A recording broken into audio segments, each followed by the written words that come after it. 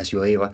Entonces podríamos hacer una similitud o una relación desde la historia pasada de un injerto, que es un tipo de injerto muy importante y conoceremos la clasificación ahorita.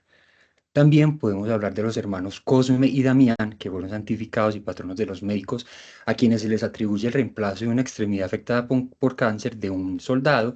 Entonces, como vemos aquí en la imagen, vemos que aquí está el soldado, aquí tenemos un cadáver de un etíope, se le hizo una incisión transfemoral y se le pasó su muñón, su porción al soldado para hacer este injerto, este trasplante. Entonces es muy bonito también esta historia, conocer la historia del génesis de lo que hemos evidenciado anteriormente y ya verlo también en la historia nuevamente de la religión.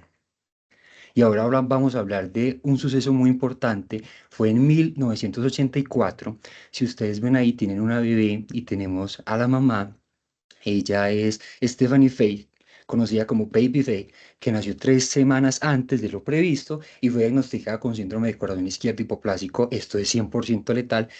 Y en el desespero, el doctor Bailey, que fue el que hizo este estudio, para devolverle la vida a la niña y tener que preservarla durante el tiempo porque estaba con mucha frustración en relación a los niños que morían por esta patología, se le hizo un trasplante de la porción dañada de la bebé de un mono. Entonces imagínense todo lo que ha pasado para llegar a lo que conocemos hoy en día.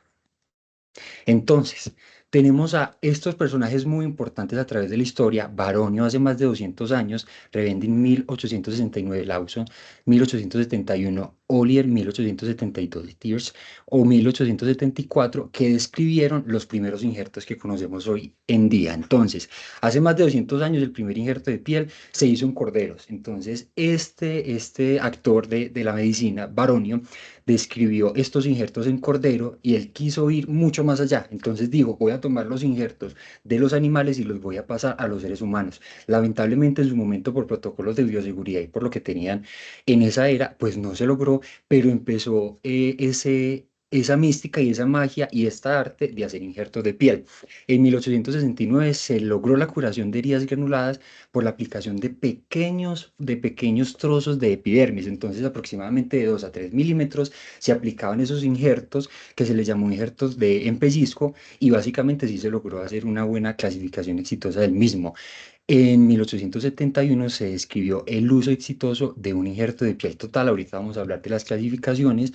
En 1872 se difundió el uso de injertos de piel intermedio, entonces tenemos injertos de espesor parcial, intermedio y total, y en 1874 se determinó por protocolos de bioseguridad y en la creación y consolidación de la información científica que se necesitaba preparar el lecho para que todos estos injertos tuvieran una buena nutrición, un buen flujo de oxígeno y que estuvieran lo suficientemente listos y disponibles para que este tejido fuera viable. Entonces, antes de empezar a hablar de injertos, vamos a hacer un poquito de recorderis de la anatomía general de la piel. Entonces, tenemos que la estructura de la piel está determinada por 3 capas importantes: epidermis, dermis y finalmente tejido celular subcutáneo, que vemos una imagen súper chévere tomada desde el CTO de Medicina y Cirugía que especifica cada una de las partes de la piel. Tenemos aquí la epidermis con cada uno de los estratos: el basal, el espinoso granuloso, el lúcido que está presente en piel gruesa y finalmente el córneo. Y aquí vemos una placa histológica de piel muy hermosa donde se ven folículos, se ven estas terminaciones nerviosas y la separación básica de la dermis papilar y la dermis reticular. Entonces, los injertos, ¿qué son los injertos? Los injertos son un segmento o transferencia del donante que se necesita llevar a otro receptor. De esta manera determinamos como injerto un trasplante. Un trasplante, en este caso, un trasplante podría ser de piel que se va a llevar a otra parte del cuerpo o a otra persona para que pueda tener una nueva vitalidad, para que este tejido pueda ser viable. Es muy importante determinar que una vez transferidos, estos deben tener toda la viabilidad disponible. Cuando hablamos de viabilidad disponible, hablamos de irrigación. Entonces tenemos los vascularización por nutrición y oxígeno y tenemos también la formación de coágulos de fibrina que son importantes para para permitir como ese proceso de solidificación del injerto a esta nueva llegada o a este nuevo lugar. Una frase muy importante, una palabra muy importante es la inosculación. La inosculación habla del proceso que se necesita para que los vasos del injerto lleguen al área receptora y se conecten por medio natural, y este se da en aproximadamente de 3 a 5 días. Entonces, ¿cuál es la nomenclatura de los injertos? Tenemos 4 nomenclaturas importantes. La primera es autoinjerto o injerto autólogo, que básicamente es el trasplante de un tejido a otro sitio del mismo individuo. Entonces tenemos un paciente X que sufrió alguna lesión traumática, por ejemplo, en su brazo izquierdo, en miembro superior. Entonces necesitamos un injerto de otra parte de su cuerpo, puede ser, por ejemplo, del miembro superior derecho. Entonces ahí estamos hablando de autoinjerto o injerto autólogo. Y su injerto se da entre individuos que tienen su misma información genética, llamémoslos clones. De esta manera debemos reconocer y destacar que esta aplicación clínica se da una en un millón. Y tenemos los aloinjertos que se dan entre dos individuos de la misma especie. Es muy importante de notar y hacer también una reflexión de que en el medio tenemos que seguir fomentando la donación, porque en el área en la que yo he participado, que es ingeniería de tejidos por la ingeniería biomédica, se ha determinado que el crecimiento de nuestra propia ciencia muchas veces se ve marcado de características negativas, porque se tienen todavía muchos mitos acerca de la donación. Entonces, tener claro la donación para los pacientes, por ejemplo, una donación de córnea, que la tengamos todavía en cuenta como personal médico para ir a donde los pacientes y generar buenas conciencias. Y el seno injerto, que es entre especies diferentes, por ejemplo, la piel de un cerdo criopreservada, o por ejemplo, una prótesis valvular biológica. Aquí tenemos otra clasificación de injertos, que son los ortotópicos, que son transferidos a un sitio anatómicamente similar a lo que les hablaba ahorita de miembro superior, y los heterotópicos, que son la transferencia a un sitio diferente del donante. Por ejemplo, necesitamos un injerto que no tenga anexos de piel. Entonces, esto sería un heterotópico si viene con anexos de piel, por ejemplo, en la zona de la cara, y la tomamos del muslo. Este injerto vendrá con anexos de piel, entonces se llamaría heterotópico. Injerto compuesto si tiene más de un tipo de tejido, como injerto condrocutáneo, condrocostal, dermograso, entre otros, y los injertos simples, que son los musculares, los de nervio periférico, arteria, vena, tendón o piel. Hay algunas consideraciones importantes cuando queremos hacer un injerto o cuando en cirugía plástica y reconstructiva se hace un planteamiento y un proceso para tener que intervenir un paciente. Estos son: no se puede aplicar directamente sobre piel íntegra o tejido necrótico.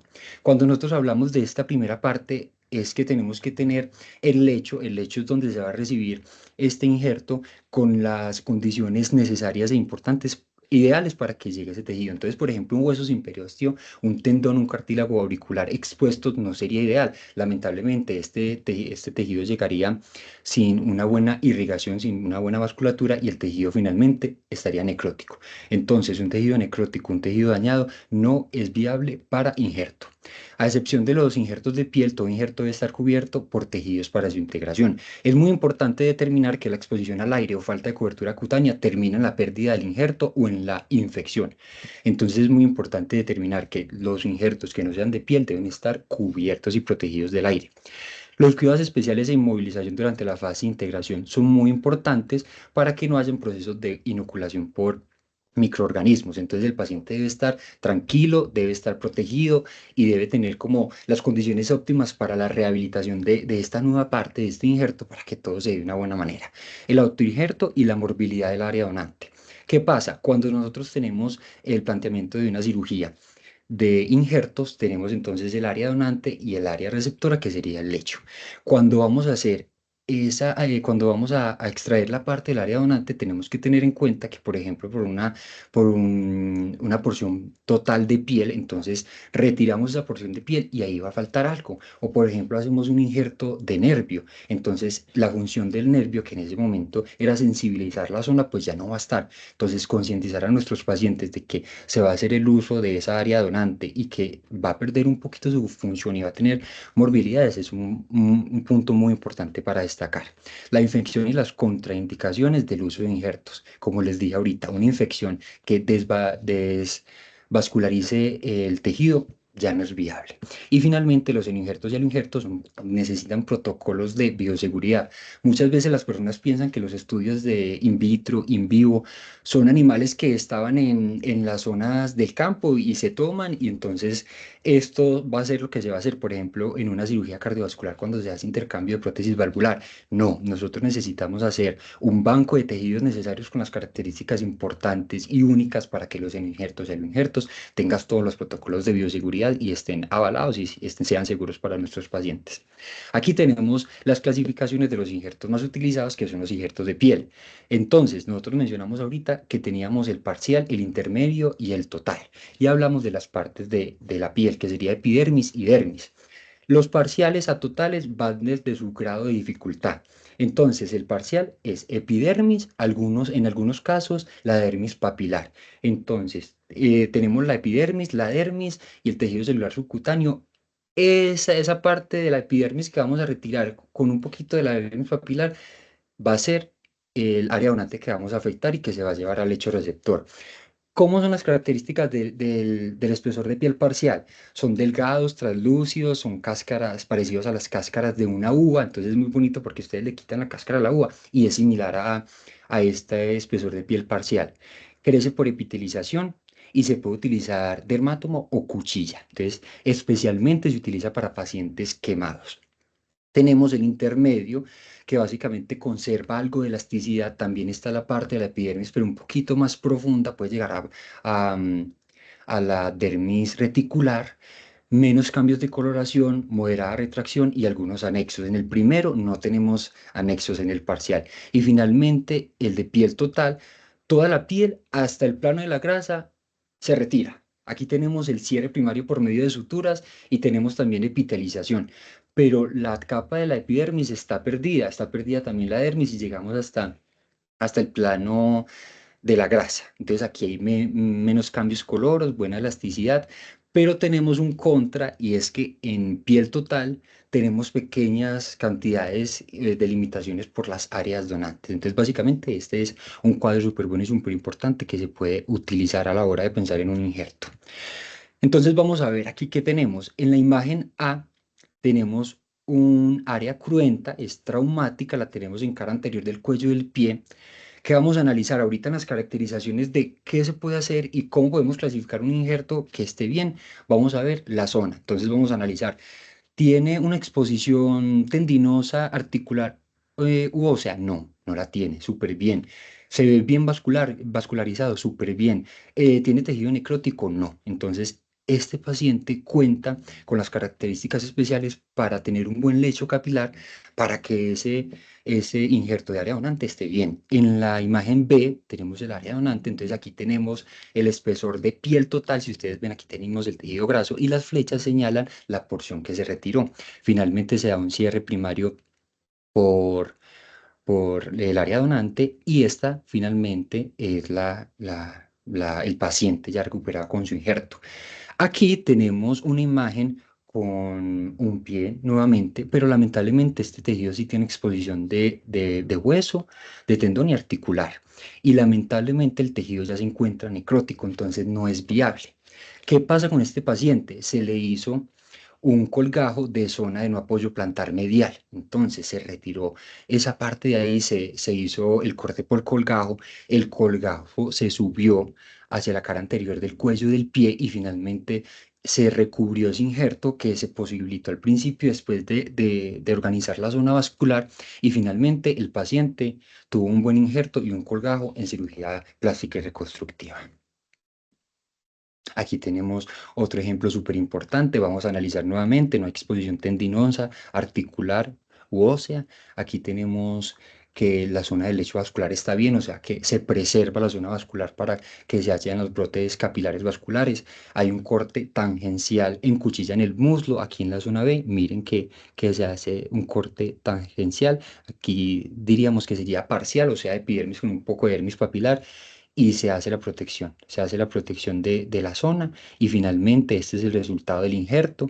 Si ustedes ven aquí tenemos un poco de protección para que se dé la epitelización y básicamente sería como este paciente.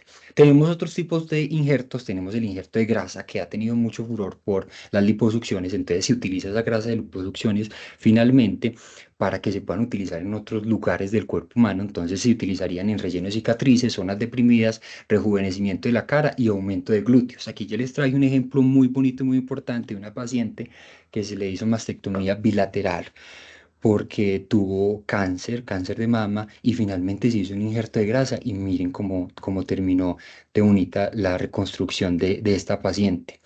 Que se debe reconocer y recalcar que el volumen puede perderse entre un 10 y un 100% de ese contenido y que en el momento no se recomienda de manera total que se haga este injerto de grasa y reconocemos la porción estromal y vascular para ingeniería de tejidos y creación de nuevas células por adipocitos, que ahorita lo hablaremos. Tenemos injertos de mucosa que se utilizan básicamente por espesor parcial, usualmente son de espesor total. Aquí tenemos un paciente con un carcinoma vasocelular. Este paciente necesitaba un injerto, entonces miren lo bonito que se hizo. Se le hizo tiene área donante de la mucosa palatina. En las líneas vemos un poco de colgado para reconstrucción de la capa muscular y cutánea. Y finalmente, esa fue la conclusión de ese cáncer de piel que tenía el paciente. Entonces también podemos tener injertos de mucosa. Aquí tenemos los injertos que quizá conocemos un poco más en cirugía plástica, que son los injertos de cartílago. Estos tienen una gran capacidad de integración y pocas veces se reabsorben debido a que naturalmente se nutren por inhibición y son avasculares. Es muy importante recalcar que estos se utilizan mayoritariamente para estas cirugías que son estéticas y reconstructivas. Se utilizan del septum y del dorso nasales, también de la concha auricular y los cartílagos costales en su mayoría. Entonces miren cómo tenía el paciente su nariz. Finalmente se hizo el injerto y el paciente pasó de estar en esas condiciones a estas condiciones. Entonces es una evolución súper importante y devuelve la seguridad y el paciente se siente muchísimo mejor. Y algo que me pareció súper importante destacar en esta charla son los injertos de nervios. Entonces, estos se usan en la reparación de lesiones del sistema periférico. Cuando hay una pérdida del tejido nervioso o la reparación término-terminal no es posible y en este se genera un puente entre los cabos seleccionados y permite la regeneración a través del mismo. Entonces, tenemos unos nervios sensitivos con poca representación cutánea, y esto se hace por microcirugía, se hace mayoritariamente en nervio facial, en plexo braquial, en nervio de la mano, en regeneración proximal nerviosa. Es muy importante porque esta es muy lenta y aproximadamente crece a 1 milímetro hasta alcanzar el objetivo. Entonces aquí tenemos un paciente con daño en su nervio facial. Se le hizo una extracción del nervio sural, entonces miren qué bonito porque pues este nervio no tiene un gran compromiso sensitivo cutáneo y aquí se hizo toda la conexión en puente. Finalmente, este paciente tuvo una recuperación exitosa, maravillosa, y ese fue el resultado. Entonces, este es el injerto de nervio que también se utiliza hoy. Y hablemos un poquito de dispositivos médicos en ingeniería biomédica que tenemos o cuáles son los mayores representantes a la hora de hablar de injertos, a la hora de hablar de trasplantes. Y tenemos el dermátomo. El dermátomo es un dispositivo médico que se utiliza para extraer una porción de la piel. Entonces es un equipo biomédico que utilizamos para hacer injertos. ¿Qué tipo de injertos? Por ejemplo, el parcial. Entonces tenemos un paciente que llega con un politrauma. Bueno, ya se reguló, el paciente está en shock, ya salió del shock y llega a cirugía plástica a reconstruir. Entonces ya pudo hacer lo que se necesitaba para hacer anastomosis, para tener buena irrigación del lecho vascular. Se posibilitó otra cirugía, entonces utilizaríamos el dermátomo para un autoinjerto de muslo anterior y llevaríamos a ese paciente a una recuperación. De no solo su vida emocional, sino laboral, física. Entonces se utiliza este dermátomo para retirar una porción de piel. Y finalmente, estas que son muy conocidas, que son las prótesis, tenemos una prótesis mecánica y la prótesis biológica de cerdo, que sería un gran reconocimiento a la evolución en seno-injertos. Listo. Buenas tardes. Como ya saben, soy Sofía Perlacia, del Semillero de Salamandra y les voy a hablar de las nuevas tecnologías. Primero que todo, debemos tener en cuenta pues, nuestra historia. Entonces, Blinder en el 2009 produjo el primer modelo de bioempresa utilizando queratinocitos, fibroblastos y colágenos tipo 1, obteniendo colas de rata. En el 2011, Blinder volvió y demostró que se podía cicatrizar heridas de ratones por medio de injertos en impresiones 3D. Y ya, pese a aquí que no hay fecha, Koch desarrolló un parche cutáneo que imitaba la función fisiológica de la piel para promover vascularización e integración tisular de manera más efectiva. Entonces, aquí tenemos que conocer qué son los hidrogeles inyectables. Son materiales hidrofílicos capaces de entrecruzar diferentes diluciones acuosas mediante reacciones no citotóxicas. Este se puede inyectar en el organismo por una disolución acuosa y este se solidifica en manera in situ, que este permite la capsularización de células rellenando el tejido que tiene defectos uniformes y que ya está posteriormente dañado. Este tipo de hidrogel crea un microambiente adecuado para las células que genera adhesión, migración y proliferación celular. Estos también tienen un gran contenido de agua y esto imita la matriz extracelular de estas. Bueno, debemos tener en cuenta que los hidrogeles tienen 4 propiedades claves. Primero, la biocompatibilidad. Es lo que el cuerpo para generar rechazo o una respuesta inmune significativa. Lo que no buscamos es eso, básicamente. La gelificación in situ es posteriormente a que se inyecte el material, es para ver si queda líquido o sólido dentro del cuerpo. La capacidad de retener agua. Tiene que tener una gran capacidad de retener agua para que confiera una consistencia similar a los tejidos blandos del cuerpo. Y su mecánica debe ser flexible para imitar estos tejidos blandos y que sea útil en la aplicación de ingeniería de tejidos. Tenemos dos grandes familias, los hidrogeles inyectables, los hidrogeles inyectables, los naturales y los sintéticos. Principalmente, el colágeno es el hidrogel más top del mercado. Lo encontramos, es un biomaterial que lo encontramos principalmente en nuestro cuerpo, como en piel o discos intervertebrales.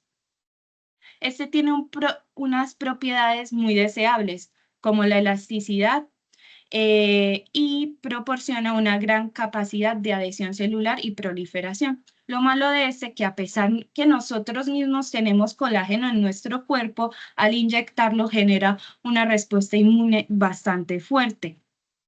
La gelatina es un polímero obtenido de la hidrólisis parcial del colágeno. Tiene las mismas capacidades, solo que la que diferencia es que es más biocompatible y más biodegradable. Si unimos el colágeno y la gelatina, podemos hacer que el tejido se cicatrice mucho más rápido. Por último, el ácido hialurónico es el más seguro, no provoca rechazos o reacciones alérgicas, tiene una gran retención de agua, lo que hidrata el tejido y lo rellena. Y además de esto, estimula el colágeno, que es lo principal. Lo malo de esto es que tiene una degradación natural mucho más rápida que estos dos hidrogeles, entonces casi no se usa para esto. Ya los sintéticos tenemos el PLC, el PCL, perdón, y este tiene una gran biocompatibilidad, es poco tóxico, tiene una biodegradabilidad muy lenta, entonces se utiliza de larga data en los pacientes y tiene una versatilidad que se puede modificar químicamente para que se haga mucho más lento los procesos de degradación. El PLGA es igual, pero tenemos un problema con este, que al inyectarlo se desata una respuesta inmune bastante fuerte. Por último, en los hidrogeles les quería traer pues esta tabla, que aquí tenemos los polímeros naturales y los sintéticos, los diferentes tipos de impresión que se utiliza dependiendo de cada tipo y en qué estrato de la piel se inyecta. Siguiendo con esto, tenemos las biotintas, que son los materiales principalmente utilizados para la bioimpresión. Esto es una mezcla de células vivas, geles y biomateriales que puede ser por extrusión o inyección de tinta. Depende de la impresora. Tenemos que tener en cuenta los parámetros críticos para evaluar el desempeño de las biotintas. Entonces tenemos que ver si es biodegradable, si es bioimprimible, si es pues compatible con la técnica de impresión, si es mecánicamente estable la célula y demás. Entonces, como biotintas tenemos que tener una selección paso a paso para generarla. Entonces, primero se escoge el hidrogel. Como ya habíamos visto anteriormente, tenemos los naturales y los sintéticos. Ya después se hace una recolección de células vivas, que es por medio de biopsia y se puede sacar desde células madres hasta células de tejido específicos como adipocitos o células cardíacas. Este se mezcla homogéneamente con el hidrogel para generar una masa en suspensión y que sea homogénea, básicamente. Y tenemos que tener en cuenta las condiciones de las células para que sea viable. Entonces hay que cuidarle la temperatura, el pH y los nutrientes a estas células. Tenemos también, siguiente, sería la viscosidad. La viscosidad no puede ser muy líquida porque no se haría un buen tejido, ni muy sólida, ni muy viscosa, porque puede dañar la bioimpresora 3D, haciendo que las boquillas no pase la tinta. Y por último, tendríamos sustancias bioactivas adicionales como factores de crecimiento, proteínas de matriz extracelular y nutrientes. Aquí tenemos las diferentes bioimpresoras, que son 5, la inyección de tinta, la extrusión asistida por láser, estilografía y la cutánea portátil.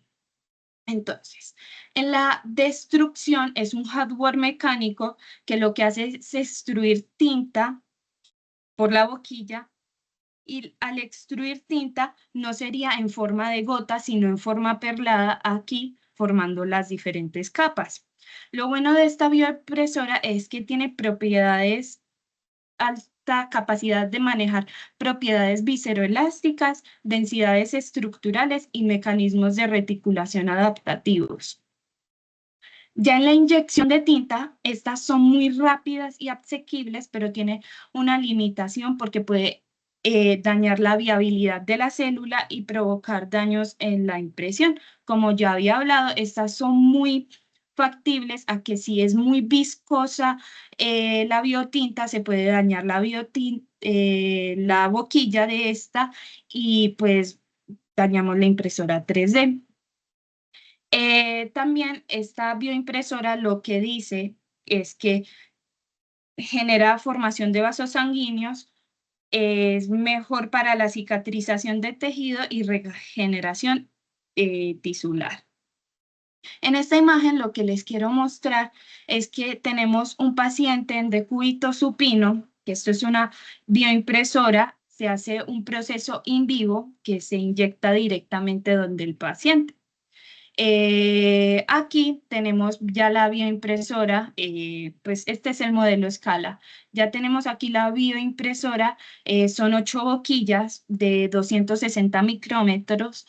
Esta se inyecta en un eje XYZ y tiene un escáner. Primero se escanea el tejido y mientras se escanea, después ya la bioimpresora sabe qué tinta tiene que inyectar y cómo la tiene que inyectar y pasa ese proceso.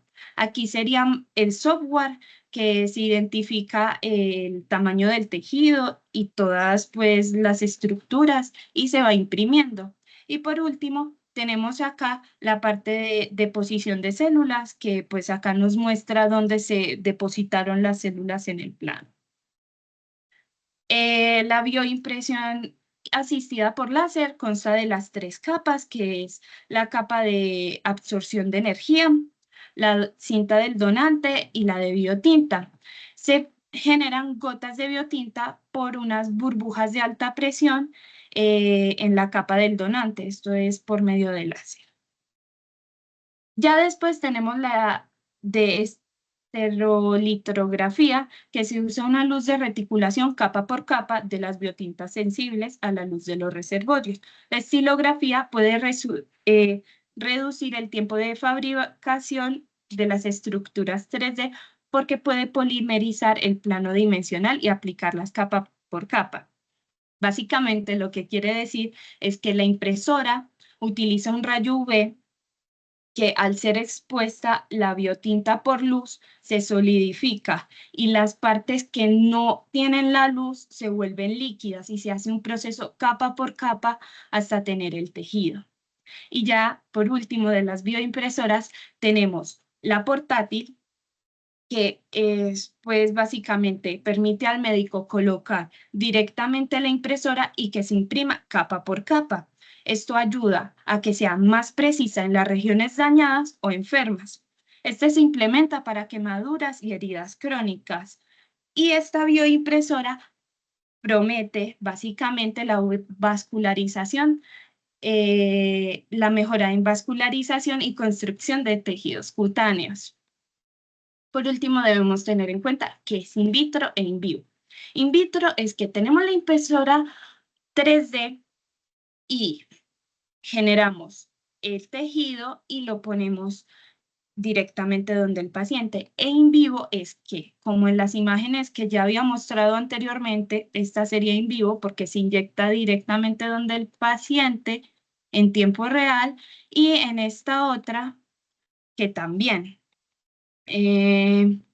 Y traigo esta tabla a colación de las bioimpresoras in vitro e in vivo, que en este caso, para esta charla, las más importantes son las in vivo, porque estas entran en la aplicación de regeneración de tejidos. Y ya, muchas gracias. Muchachos, muchísimas gracias. Créanme que fue una muy buena presentación. Hicieron un abordaje muy completo, un abordaje integral del tema. Y creo pues que no se les escapó nada porque en realidad, o sea, lo abordaron el tema desde todos los puntos que eran fundamentales. No sé si habrá preguntas en el grupo o algún comentario en particular para esta presentación.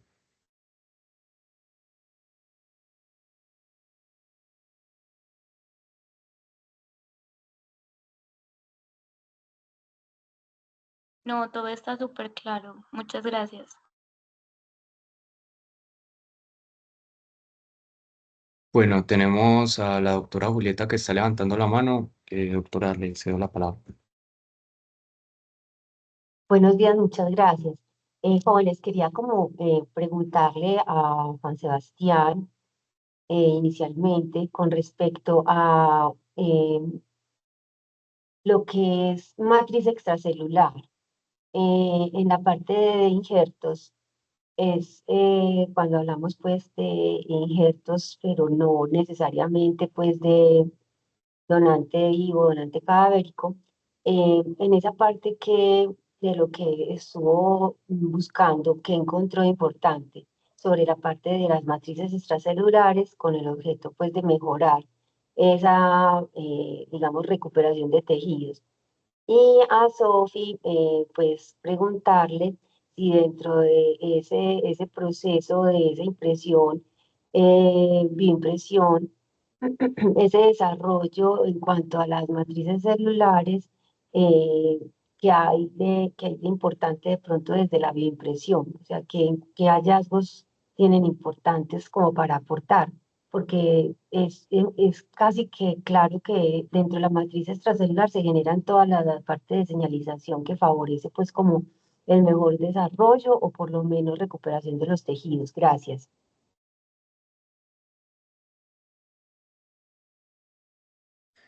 Profe, hola, buenas tardes. Qué alegría tenerte por aquí. Gracias por la pregunta. Pues básicamente en el transcurso del tiempo se han desarrollado en ingeniería de tejidos, en medicina regenerativa y conjuntamente en medicina a la hora de aplicarlos, no solo como ciencias multiculturales y multicurriculares, sino también directamente en los pacientes. Entonces yo creo que la matriz extracelular es algo fundamental, porque ahí básicamente va a ser donde se van a ubicar y donde se van a segmentar todos los tejidos y donde se crea como el centro de control.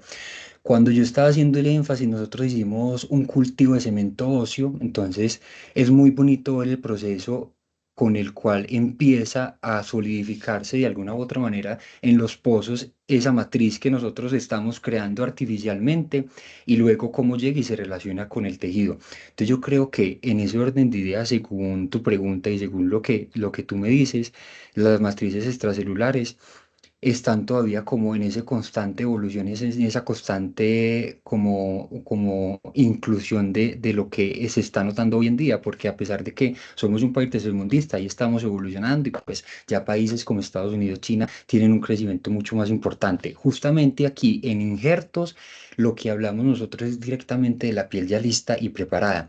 Entonces, de alguna u otra manera, ese contenido genético, esa matriz extracelular que de alguna u otra manera está en el lecho receptor y venida del área donante, hace esa justificación del lecho vascular de esos pequeños capilares sanguíneos, y básicamente ella vuelve como a unirse. Cuando nosotros ahorita vimos el corte en elipse del hipogastrio, veíamos que la paciente se le hizo la recesión, el área donante se quitó desde un grosor total de la piel. Entonces de alguna u otra manera pues esa matriz extracelular se perdió, pero como se hace el cierre por primera intención, esa matriz extracelular vuelve a unirse. Entonces yo creería que mayoritariamente se vería la construcción de una matriz extracelular en términos de ingeniería de tejidos, básicamente en la construcción desde los materiales artificiales, pero ya lo que sería un poquito más como en este tema de injertos es lo que tenemos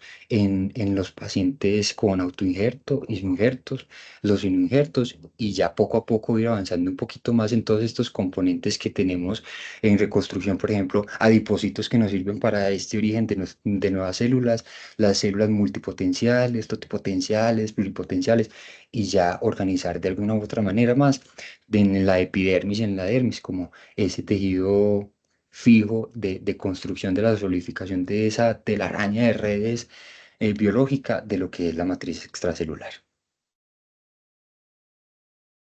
Bueno, profe, yo respondiendo mi pregunta, la matriz extracelular con las biotintas normalmente se desregulariza y hace una respuesta inmune. Lo que buscamos es que pues cualquier componente que las biotintas tengan malo, básicamente que hagan la respuesta inmune, tratarlos de modificar químicamente, como hablaba en las sintéticas, la PCL, que se puede modificar químicamente para que sea más viscoso o menos viscoso, con diferentes químicos o pues materiales físicos también, pero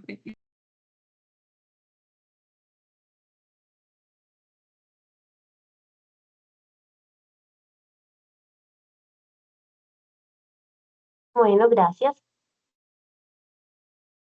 Bueno, muchísimas gracias a todos, muchos mensajes de agradecimiento y de felicitaciones en el chat, así que nos vamos a estar confirmando próximamente la próxima reunión y nada, muchísimas gracias, nos vemos luego, muchachos.